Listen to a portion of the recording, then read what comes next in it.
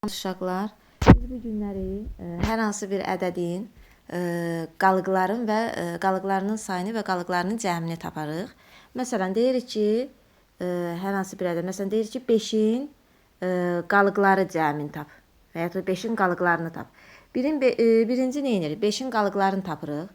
Həmişə hər hansı bir ədədi verirsə və onun qalıqlarının sayı deyirsə, həmin ədəddən bir vahid az ədədi götürürük. Məsələn, desə ki, 5-in neçə qalığı var, qalıqlarının sayını tap, deyirik 4 dənə 5-in qalığı var.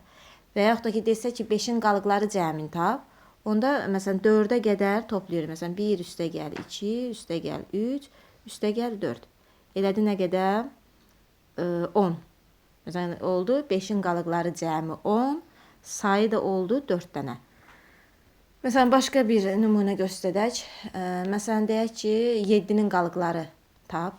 7-nin qalıqları sayını tap. Hər hansı bir ədədi 7-yə bölsək, hər hansı bir ədədi 7-yə böldükdə bunun qalıqları sayını tap. Qalıqları sayı dedik ki, yenə də 7-dən bir vahid az.